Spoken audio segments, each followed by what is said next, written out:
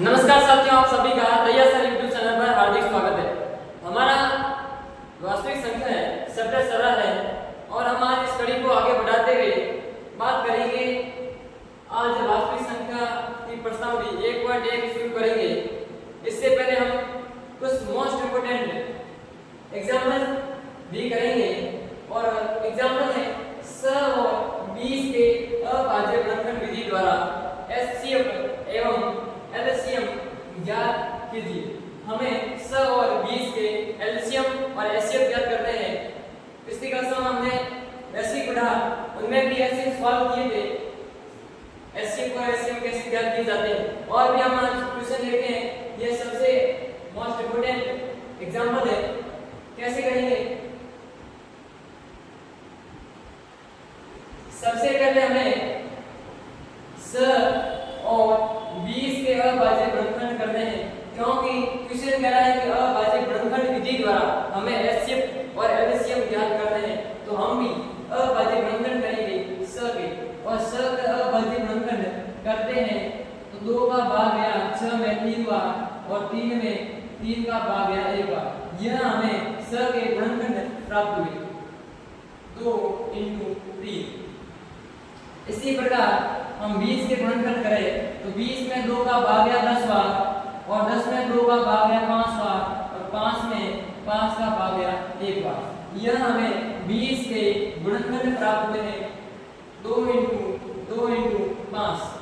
हम इसे 2 की घात 1 × 3 की घात 1 लिख सकते हैं। इसे 2 की घात 2 लिखेंगे, 2 की घात 2 और 5 की घात 1। अब हमें एचसीएफ में क्या करना होता है कि एचसीएफ किसका एचसीएफ ज्ञात करना है? स और 20 का। एचसीएफ में हमेशा उभयनिष्ठ गुणनखंड लिया जाता है। स और 20 में उभयनिष्ठ गुणनखंड क्या होता है?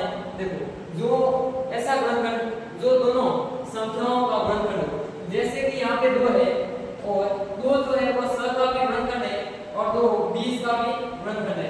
तो हम एचसीएफ में 2 लेंगे और 2 की घात यहाँ पे 1 है और यहाँ पे 2 की घात 2 है। तो एचसीएफ में सदैव छोटी घात दी जाती है और यहाँ पे 1 है और यहाँ पे 2 है। छोटी घात क्या होगी? 1।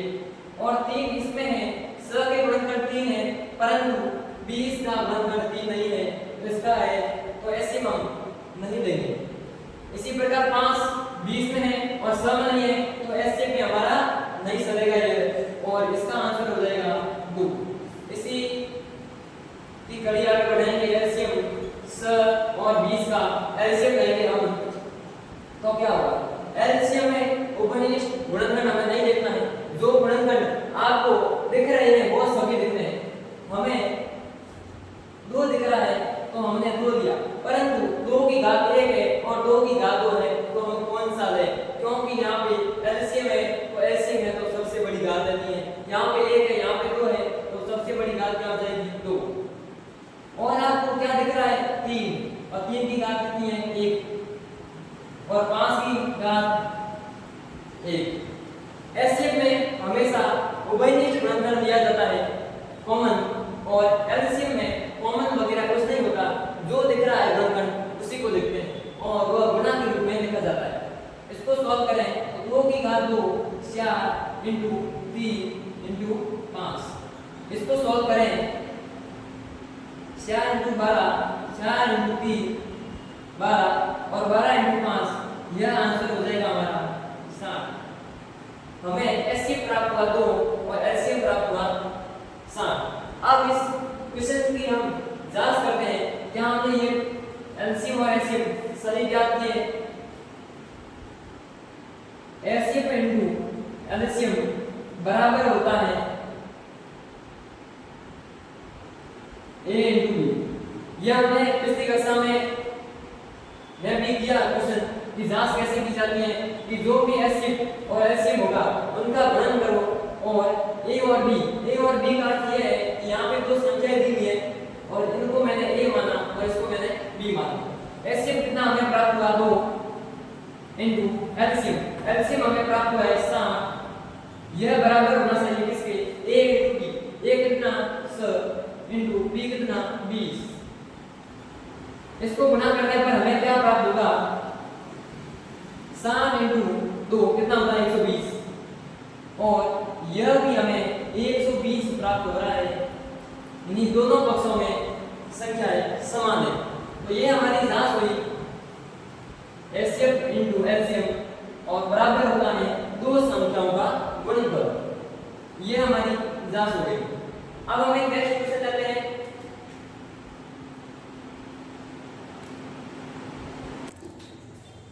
नेक्स्ट क्वेश्चन देखते हैं सबहुतर और 120 के अभाज्य गुणनफल विधि द्वारा HCF और LCM ज्ञात कीजिए।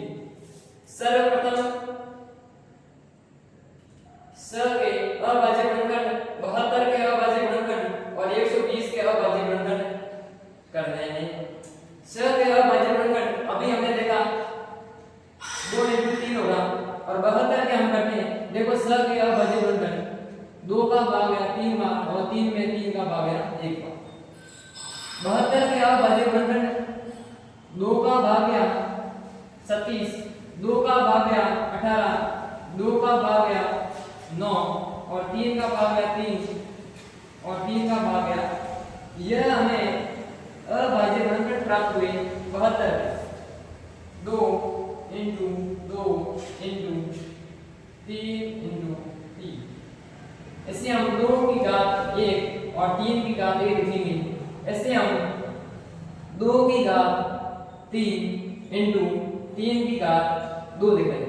ये घातें कैसे लिखी जाती हैं इसलिए आप वीडियो देखिए। अभी भी बता सकता हूँ कि 2 into 2 into 2 यह जो 2 है वो आपस में परस्पर कितनी बार गुणा हो रहा है, वह हो रहा है 1 2 3 3 बार गुणा हो रहा है तो 2 की घात कितनी आ गई 3। इसी प्रकार यहाँ पे 3 कितनी बार गुणा हो रहा है आपस में 2 बार, तो यहाँ पे घात कितनी हो गई 2। अब 120 के अभाज्य गुणनफल करते हैं। 2 का भाग है 120 में 60 है और 2 का भाग है 60 में 20 और 2 का भाग है 15 और 15 में 3 का भाग है 5 और 5 में 5 का भाग। यह हमें सभी अभाज्य गुणनफल प्राप्त हुए 120 के। हम इन्हें 2 into 2 into 2 into 3 into 5 क्या लिख सकते हैं इसे 2 की पावर 3 लिख सकते हैं। इसे 3 की पावर 1 into 5 की पावर 1। अब हमें HCF ज्ञात करना है किसका 72 और 120। HCF में कोई भी क्वेश्चन हो सदैव उभयनिष्ठ गुणनफल लिया जाता है। इसमें अभाज्य गुणनफल जो है उसमें उभयनिष्ठ गुणनफल कौन सा है वो हम लेंगे।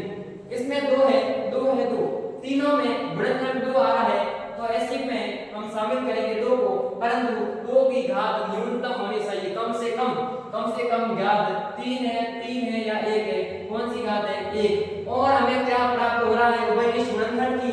देखें तो यहाँ पे 3 है, यहाँ पर भी 3, यहाँ पर भी 3 इंटू करेंगे 3 और 3 की घात सबसे छोटी लेंगे और न्यूनतम घात होगी हमारी 2 या 1 बताओ तो 1 होगी और यहाँ पे 2 की पावर 1 2 ही होता है और 3 की पावर 1 3 ही होता है।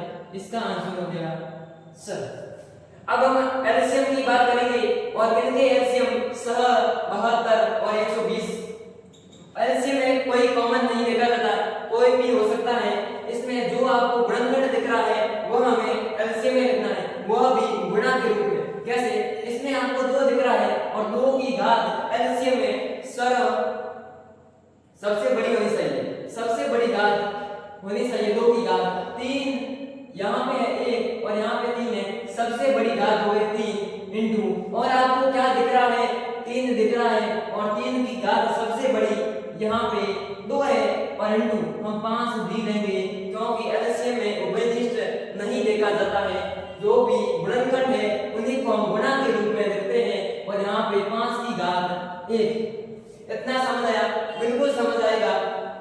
2 की घात 3 कितना होता है 8, 3 की घात 2 9 होता है और 5 की घात है 1 अर्थात 5। इसका आप गुणनखंड करोगे तो देखो 8 9 72 का गुणा 5 से करोगे तो कितना प्राप्त होता है 360 प्राप्त होगा। कैसे? 8 इंटू 9 यह 72 होता है और 72 का गुणा करो आप 5 से, तो 5 का गुणा 2 से करोगे आप तो आपको मिलेगा 10। 0 यहाँ लिखा, 1 लगी हासिल। 5 इंटू 7 कितना होता है? 35 और 35 और 1 37। यह हमें प्राप्त हुआ 360, यही लिखा है। इस स और 72 120 के एचसीएफ हमें प्राप्त हुआ है स और एलसीएम हमें प्राप्त हुआ है 360। यह कीजिए। अगला क्वेश्चन करते हैं।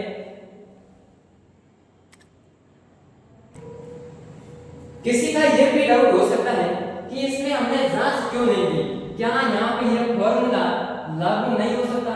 एचसीएफ इनटू एलसीएम बराबर होता है a इंटू बी। यह हमने इस क्वेश्चन की यहाँ पे तो a b c 3 मान है, लेकिन हमारा सूत्र जो है एचसीएफ इनटू एलसीएम बराबर होता है a इंटू बी। यह सूत्र यहाँ पे लागू नहीं होगा क्योंकि यहाँ पे 3 संख्याएं दी हुई है और यह सूत्र केवल 2 संख्याएं दी हुई है तभी लगेगा। इस प्रश्न की हम जांच नहीं कर सकते इस सूत्र की सहायता से। और भी कुछ सूत्र होते हैं वो हमारे सिलेबस में नहीं है। हमारे सिलेबस में एक है सूत्र एचसीएफ इनटू एलसीएम बराबर होता है 2 संख्याओं का गुणनफल, अर्थात इस क्वेश्चन की हम जांच नहीं कर पाएंगे इस सूत्र की सहायता से। नेक्स्ट क्वेश्चन करेंगे। नेक्स्ट एग्जांपल्स की बात करेंगे। अभाज्य गुणनखंड विधि द्वारा 0 और 404 का एचसीएफ ज्ञात कीजिए, फिर इसका एलसीएम ज्ञात कीजिए। यह क्वेश्चन थोड़ा घुमावदार हो सकता है और ये सबसे मोस्ट इंपोर्टेंट है। ऐसे ही सवाल बोर्ड एग्जाम में सकते हैं। कैसे? कि अभाज्य गुणनखंड विधि द्वारा 96 और 404 के एचसीएफ ज्ञात करना है, परंतु यह बाद में कह रहा है कि फिर इसका एलसीएम ज्ञात कीजिए। इस क्वेश्चन में एचसीएफ और एलसीएम दोनों ज्ञात करने हैं, यह सीधा कहा गया है, परंतु इसमें थोड़ा कॉन्सेप्ट अलग लगेगा। इस क्वेश्चन को करेंगे तो पता चलेगा। सबसे पहले इतना पढ़ो कि अभाज्य गुणनखंड विधि द्वारा 96 और 404 का एचसीएफ ज्ञात करो। इसको बाद में हल करेंगे, पहले इसको समझो। एचसीएफ या एलसीएम ज्ञात करने के लिए सबसे पहले गुणनखंड करने पड़ेंगे। अभाज्य गुणनखंड करेंगे 96 और 404। 96 के अभाज्य गुणनखंड कीजिए। 2 का भाग गया 48 आया, 2 का भाग गया 24 और 2 का भाग गया 12, 2 का भाग 6, 2, 3। यह हमें सभी गुणनखंड प्राप्त हुए। 2 इंटू 2 इंटू 2 इंटू 2 इंटू 2, ये हमारे पास 5 बार है। 1 2 3 4 5, 1 2 3 4 5 इंटू 3। इसे हम 2 की घात 5 लिख सकते हैं और इसे 3 की घात 1 लिखेंगे। 404 के अभाज्य गुणनखंड क्या होंगे कि इसमें 2 का भाग गया 202 आया और 2 का भाग गया, इसमें हमें प्राप्त हुआ 101 और 101 एक संख्या जो है वह एक अभाज्य संख्या है और इसके गुणनखंड हमें प्राप्त हुए 2 इंटू 2 इंटू 101। इससे हम 2 की घात 2 लिखेंगे इंटू 101 लिखेंगे।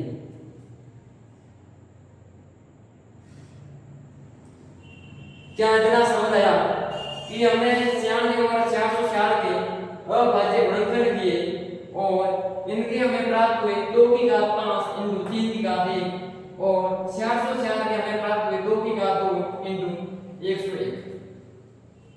यह एक अभाज्य संख्या होती है 101। अब सबसे पहले एचसीएफ ज्ञात करते हैं 96 और 404। एचसीएफ में हमें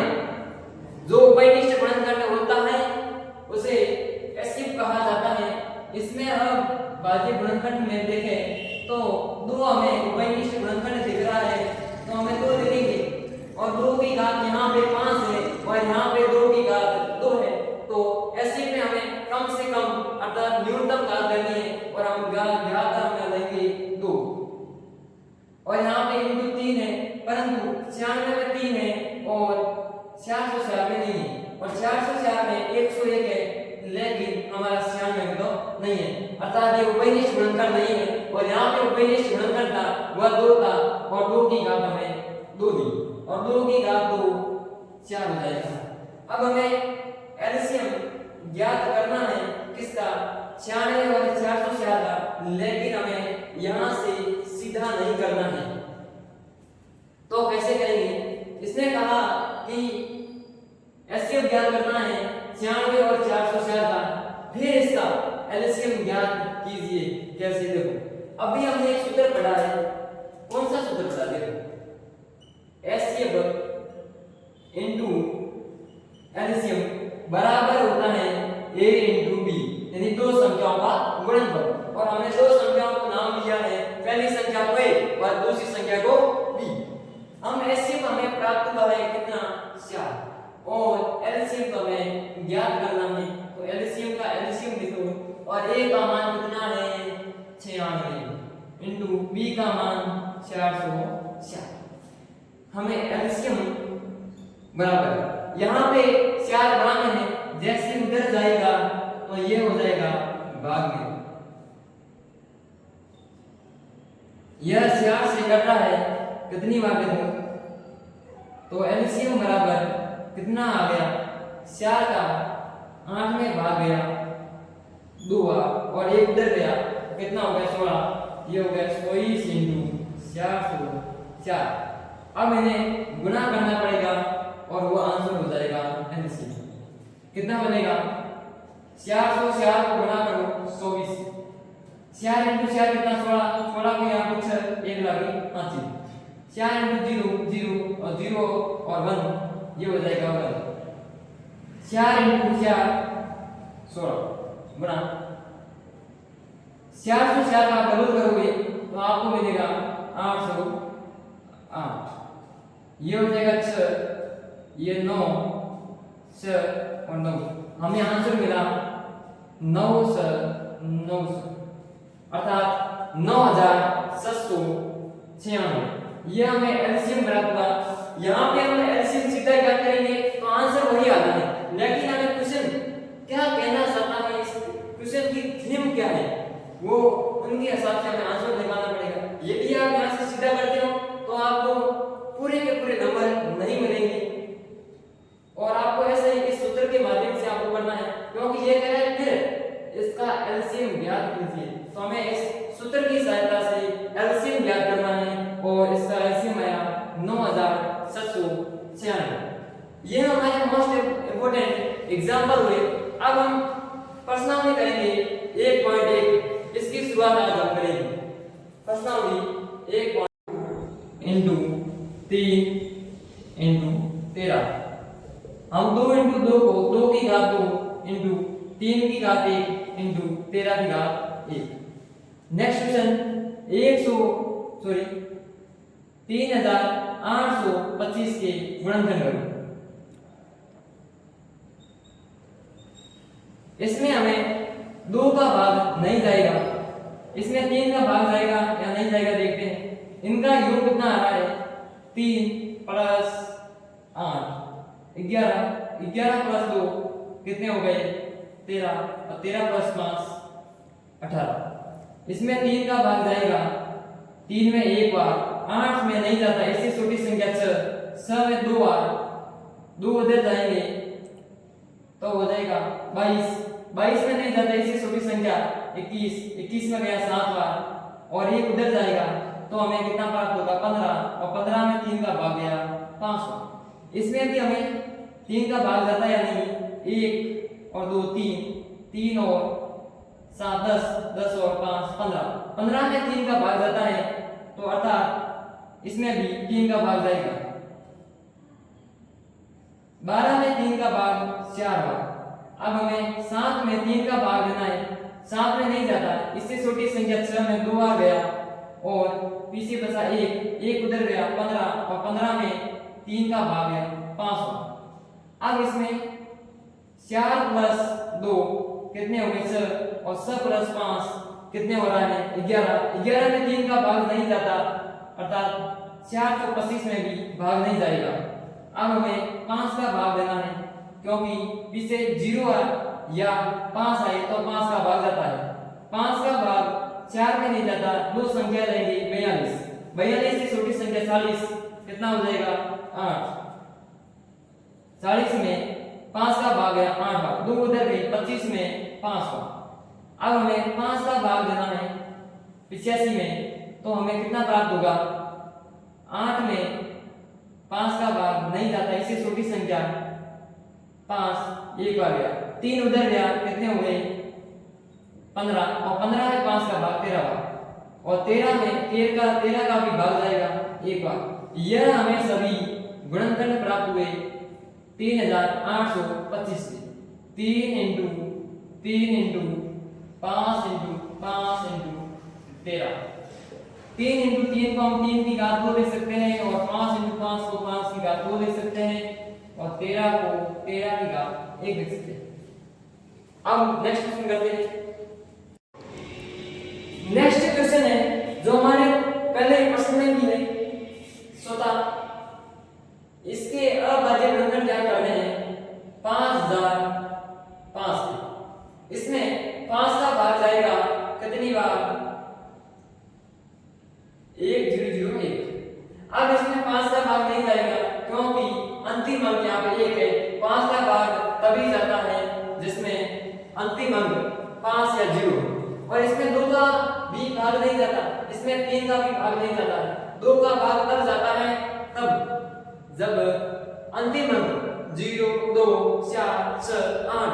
इसमें 3 का भी भाग नहीं जाएगा, इनको योग करने पर 5 प्लस 2 0 प्लस 0 प्लस 5 हमें 10 मिला है। 10 में 3 का भाग नहीं जाता अर्थात 5005 में भी 3 का भाग नहीं जाएगा। अब इसमें 7 का भाग लेते हैं, 10 में नहीं जाता, इससे छोटी संख्या 7 में एक बार 10 में से 7 गई पीछे बच गए 3 और 3 उधर गए 30 हो गए और 30 में 7 का भाग नहीं जाता है, इससे छोटी संख्या 28 है और 28 में 7 का भाग जाता है 4 बार। अब 2 उधर गए 21 और 21 में 7 का भाग 3 बार। अब इसमें कौन सी संख्या का भाग जाएगा देखें।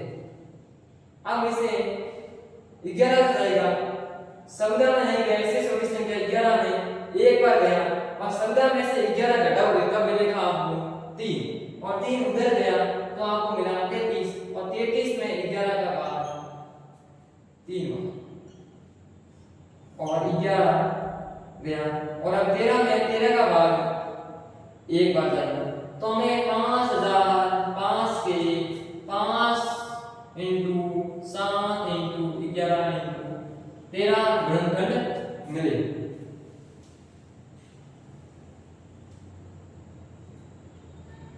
अब हम बात करेंगे 7429। इस क्वेश्चन को ध्यान से सुनना है।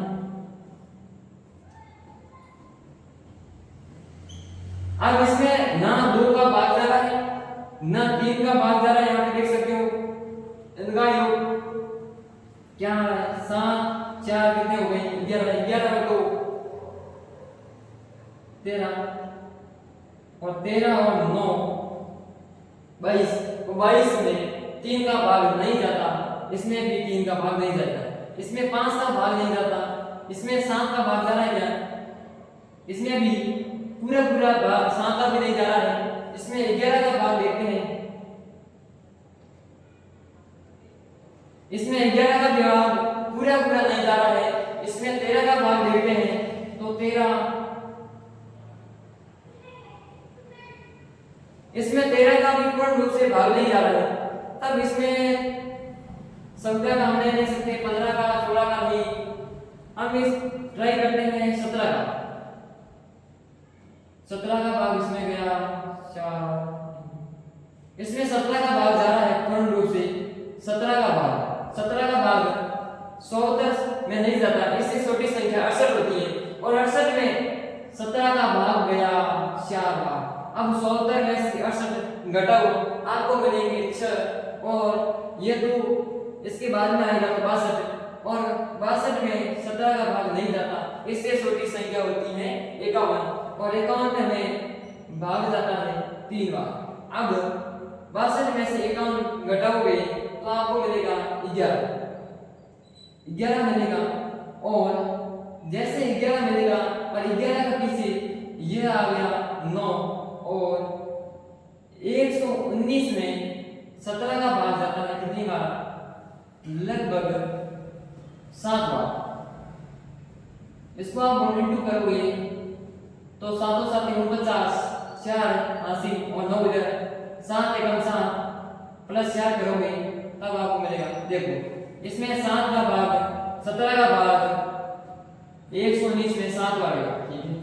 अब इसमें 17 का भाग क्या जा रहा है? इसमें 17 का बिल्कुल भाग नहीं जा रहा है। अब हम कौन सी संख्या देंगे? 19, और 19 एकम 19, 19 गुणी कितना होता है? 38। इसमें 2 का भाग जाएगा और कितने बच गए?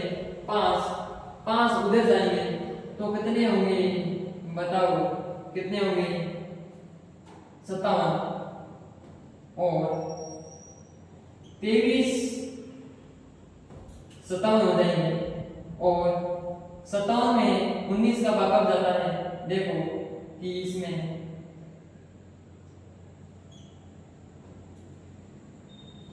19 इंटू 3 करते हैं तो कितना होगा?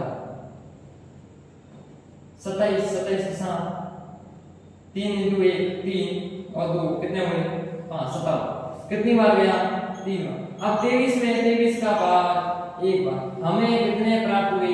17 इंटू 19 इंटू 23। ये प्रश्न थोड़ा लेवल का है, इसको ध्यान से करना, प्रैक्टिस इस क्वेश्चन की जरूर करना, क्योंकि ये थोड़ा क्वेश्चन अपने लेवल का है, 10th लेवल का है। ये तो छोटे छोटे क्वेश्चन थे बच्चों वाले, ये थोड़ा लेवल का क्वेश्चन है, इसको जरूर प्रैक्टिस करें, क्योंकि ये नंबर में पूछा जा सकता है, अर्धवार्षिक में पूछो या बोर्ड में भी पूछ सकते हैं। इसमें 17 इंटू 19 इंटू 23 प्राप्त हुआ। आज हमने